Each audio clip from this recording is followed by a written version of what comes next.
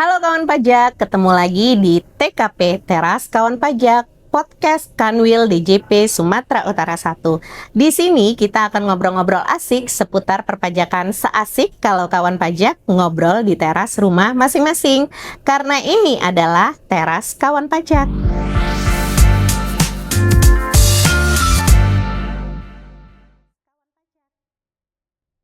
Podcast kita hari ini menghadirkan salah satu narasumber yang sebenarnya sudah tidak asing lagi sih kawan pajak, namun sangat spesial. Kenapa spesial? Karena narasumber hari ini merupakan agen khusus terkait pelaporan SPT tahunan melalui Kortex. Siapa lagi kalau bukan Kak Ina?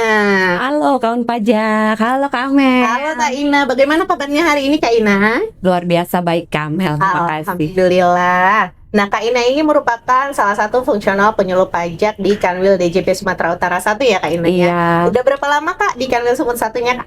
Udah lama sih, baru mau 4 bulan. Baru mau 4 bulan, Iya. sudah cukup lama ya Kak ya? Iya dong. Baik. Episode kali ini khususnya kita akan membahas pelaporan SPT tahunan khusus untuk orang pribadi, begitu ya Kak Ina Iya. ya? Nah, untuk Kak Ina nih Kak, sebelum kita nanti lapor SPT tahunan melalui Kortex nih Kak, apa saja sebenarnya yang kita perlu persiapkan nih Kak sebagai orang pribadi? Bisa dijelaskan Kak Ina? Oh ya, jadi saya sapa kawan pajak dulu ya, Kak Amel. Halo kawan pajak, apa kabar? Semoga tetap semangat menyaksikan podcast kita hari ini walaupun udah sore ya, menjelang sore dan agak mendung ya Kak Amel ya. Oke, jadi kawan pajak yang perlu kawan pajak persiapkan untuk sebelum kita melaporkan SPT tahunan melalui Kortex ini, ya yang pertama bagi kawan pajak yang karyawan, kawan pajak ini harus sudah bisa login ke Kortex-nya, lalu kawan pajak sudah memiliki kode otorisasi atau sertifikat elektronik dan tentu saja sudah mempunyai bukti potong. Lalu yang kedua bagi kawan pajak yang melakukan kegiatan usaha atau pekerjaan bebas dengan omset sampai dengan 4,8 miliar, selain kawan pajak sudah bisa aktivasi Kortex-nya, sudah bisa login dan sudah memiliki kode otorisasi atau sertifikat elektronik, kawan pajak juga harus sudah mempersiapkan rekap final bruto dan rekap final norma penghitungan penghasilan neto. Lalu ketiga, untuk kawan pajak yang menjalankan kegiatan usaha dengan omset lebih dari 4,8 miliar, selain kawan pajak sudah bisa login dan aktivasi Kortex, mempunyai kode otorisasi dan atau sertifikat elektronik, kawan pajak juga harus mempersiapkan pembukuannya Kamel yang sesuai dengan kegiatan usaha yang dijalankan. Begitu. Baik, terima kasih Kak Ina. Jadi Kak Ina, biarpun kita orang pribadi ini, kita di Kortex harus punya sertifikat elektronik ya Kak Ina ya? Betul Kamel. Yang dulunya kita sebut sertifikat elektronik, tapi di Kortex kita disebutnya kode otorisasi. Baik Kak Ina, jadi untuk langkah pertama nih bagi kawan pajak, kita sebelum lapor SPT tahunan harus sudah bisa akses dan login ke akun Kortex masing-masing. Iya, ya, Kak, betul. ya. Bisa dijelasin nggak Kak Ina bagaimana agar kawan pajak nanti bisa login di Kortex-nya Kak? Oh iya, jadi untuk bisa login ke Kortex ya, Kak Amel dan kawan pajak bisa mengunjungi laman ya di www.kortexdjp.pajak.go.id. Nah, jika kawan pajak sudah mengaktifasi Kortex-nya dan sudah bisa login, maka silahkan kawan pajak memasukkan username-nya berupa nick kawan pajak dan memasukkan password yang telah dibuat oleh kawan pajak. Namun, jika kawan pajak belum pernah atau belum bisa login, maka kawan pajak harus melakukan perubahan kata sandi terlebih dahulu atau perubahan password terlebih dahulu. Nah, untuk password ini kawan pajak ketentuannya adalah minimal 8 karakter, itu terdiri dari minimal 1 huruf besar, minimal 1 huruf kecil, minimal 1 angka, dan minimal 1 karakter khusus. Begitu Kak Amel. Baik, Kak Ina. Berarti agak sedikit berbeda dengan DJP online ya, Kak? Ya. Kan password DJP online itu minimal 6 karakter, tapi bebas nih, mau Ya. angka semua, Ya. huruf semua bebas Betul. ya, Kak ya. Tapi untuk di Kortex ini, saya coba ulangi lagi kawan pajak, bahwasannya untuk kata sandinya minimal 8 karakter ya, Kak? 8 karakter. Ada huruf besar, ada huruf kecil, ada angka, dan juga karakter khusus. Iya. Karakter khusus di sini maksudnya seperti @, Ya. ya, Kak, tanda pagar, begitu ya, Kak ya. Hashtag ya. Bener. Nah, untuk di Kortex, kalau kita buka di awal nih Kak, di halaman depannya kan ada menu perubahan kata sandi Kak. Iya. Ini berlaku untuk semua wajib pajak atau bagi wajib pajak yang sudah pernah akses ke ke DJP online saja, Kak? Oh, jadi ya kawan pajak dan Kak Amel, untuk kawan pajak yang sebelumnya sudah pernah akses DJP online, kawan pajak akan diminta untuk melakukan perubahan kata sandi atau password dengan ketentuan yang tadi sudah saya sampaikan sebelumnya. Namun, untuk kawan pajak yang sama sekali belum pernah mengakses DJP online, kawan pajak silahkan menggunakan menu aktivasi akun untuk kawan pajak memiliki akses ke Cortex-nya. Baik, begitu ya Kak. Berarti baik yang sudah pernah maupun yang belum pernah akses DJP online menggunakan menu yang sama, gitu ya Kak. Betul. Ya. Nah, untuk wajib pajak karyawan nih Kak, tadi kan Kakak sebutkan tuh yang ada karyawan, ada yang untuk pengusaha omsetnya di bawah 4,8 miliar dan yang di atas 4,8 miliar. Nah, untuk wajib pajak karyawan nih Kak khususnya, apakah dia baru bisa melapor SPT tahunan di Cortex setelah dapat bukti potong dari pemberi kerja atau gimana Kak? Karena kan waktu dulu di DJP online banyak tuh yang pemberi kerjanya kebanyakan nggak ngasih bukti potong, tapi mereka ingatnya sama dengan penghasilan tahun lalu gitu ya. Apakah di Cortex harus ada bukti potong dulu nih Kak? Bisa lapor. Ya, jadi ke kawan pajak dan Kak Amel, apabila pemberi kerja atau pemotong pajak itu sudah menerbitkan bukti potong, maka kalau melalui Cortex ini bukti potong tersebut dapat diunduh secara mandiri oleh kawan pajak melalui akun Cortex portal wajib pajak. Jadi nggak perlu lagi minta fisiknya Kak Amel, kawan pajak ya. Jadi tinggal diunduh secara mandiri oleh kawan pajak melalui Cortex. Lebih simple kan ya, tinggal di-download aja. Baik, jadi ini meminimalisir untuk menjadi sanksi administrasi bagi wajib pajak orang pribadi ya Kak. Yang banyak tuh alasannya karena nggak hilang, atau hilang, atau hilang, atau telat diterbitin, atau nggak tahu nih bukti potongnya mau diapain.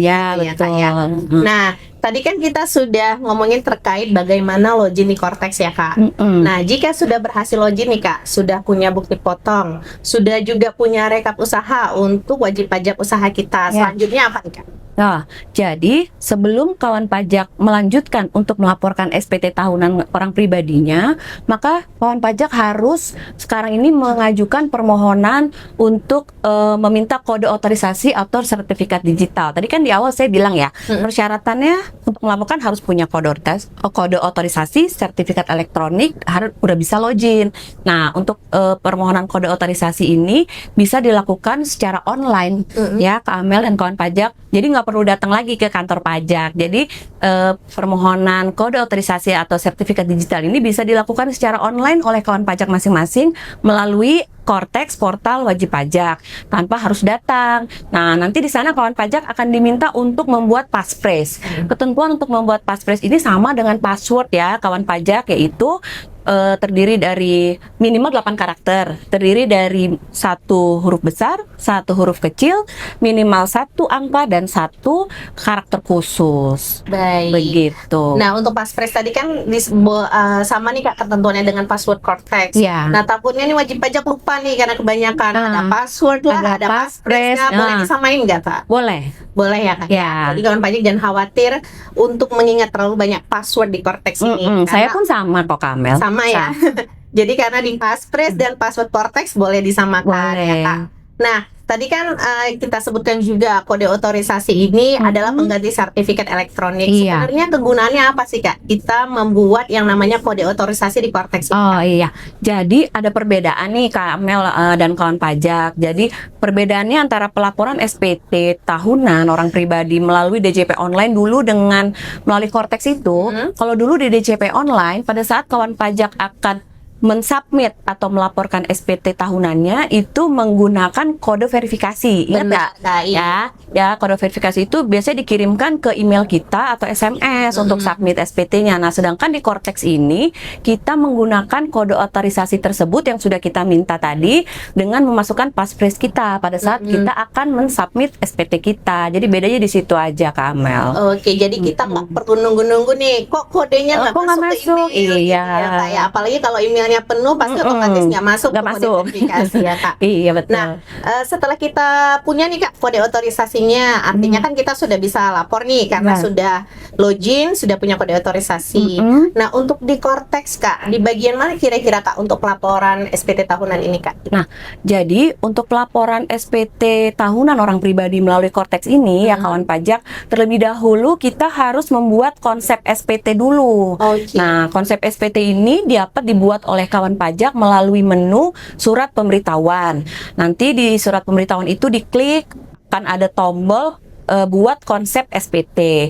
Setelah kita klik, ada pilihan, nanti kawan pajak akan memilih PPH orang pribadi, kemudian ada pilihan SPT tahunan, silakan kawan pajak pilih SPT tahunan, lalu kawan pajak memilih periode pelaporannya, Kamel. Ya, untuk SPT kali ini kita memilih periode pelaporannya adalah Januari 2025 sampai Desember 2025. Setelah itu kita pilih normal ya, karena ini kan baru SPT normal dong, Iya, belum benar, SPT pembetulan. Ini SPT normal, kita klik, lalu setelah kita klik ada tombol lagi buat konsep SPT. Nah, tercreate lah itu konsep SPT-nya. Lalu setelah konsep SPT itu tercreate, untuk melakukan pengisian data di dalam SPT tersebut, maka kawan pajak tinggal memilih icon pensil yang ada di konsep SPT tersebut untuk mengisi data-data di SPT-nya. Oke, kurang lebih agak sedikit tidak jauh berbeda Iya, dari DJP online ya Kak ya. betul. Kita dari menu pelaporan, kemudian kita pilih SPT, Iya. kemudian pilih tahunnya Iya. gitu ya Kak. Tadi kan gini Kak, kita kan hanya pilih nih untuk orang pribadi saja pelaporannya Kak, untuk Iya. jenis SPT-nya. Kalau dulu di DJP online kan ada pertanyaan tuh Kak, sebelum kita masuk ke formnya ya Kak ya, dia punya usaha atau tidak, kemudian dia penghasilannya di atas 60 juta atau Ya, tidak, ya. kemudian pisah harta atau tidak. Ya. Kalau di Cortex ini bagaimana Kak? Nah, jadi kalau di Cortex ini perbedaan lainnya nih Kak, antara Cortex dengan DJP online itu seperti yang Kak Amel sebutkan tadi. Kalau dulu kan kita milih SPT ku formnya beda-beda ya, 1170, 1770S dan SS. Nah, kalau di Cortex ini kita mesti milih SPT kita itu apakah 1770, apakah 1770S atau SS, itu ada di bagian induknya Kak Amel. Jadi nanti di induk itu akan ada pilihan sumber penghasilan kita itu dari mana? Dari kegiatan usaha kah, dari pekerjaan bebas kah, atau dari pekerjaan atau sebagai karyawan. Nah, selain itu untuk kawan pajak melakukan kegiatan usaha atau pekerjaan bebas, nanti di induk ada pilihan lagi. Apakah kawan pajak menggunakan pencatatan? Ya, ini untuk kawan pajak yang memiliki kegiatan usaha dengan omset sampai dengan 4,8 miliar. Lalu apakah kawan pajak akan menggunakan pembukuan? Nah, pembukuan ini digunakan bagi kawan pajak yang melaksanakan kegiatan usaha atau pekerjaan bebas dengan omset sudah lebih dari 4,8 miliar. Gitu Kak Mel. Baik, selain tadi yang sudah Kakak sebutkan nih, bahwasannya pemilihan form apa yang kita gunakan dan apa yang akan kita isikan nanti adalah tergantung dari apa yang kita isi di bagian induk berarti ya, Betul, di Kak, ya. induk. Nah, selain itu ada lagi nggak Kak hal lain yang perlu diperhatikan oleh wajib pajak khususnya orang pribadi dalam pelaporan SPT tahunan nanti Kak? Oh iya, sebenarnya kurang lebih sama ya Kak Amel ya antara Cortex dengan DJP online. Namun bisa disampaikan di sini bahwa ada beberapa hal yang perlu diperhatikan oleh kawan pajak sebelum melaporkan SPT tahunannya. Ya, yang pertama untuk lampiran-lampiran pengisian seperti contohnya untuk mengisi peredaran bruto itu lampiran-lampiran ini akan muncul setelah kita memilih, ya, setelah kita melakukan pilihan-pilihan di bagian induk, gitu. Kalau dulu di DJP online kita mengisi lampiran dulu ya, Kak Amel ya, baru kita masuk ke induk. Nah, kalau di Cortex ini lampiran itu akan muncul sesuai dengan pilihan kita di bagian induk.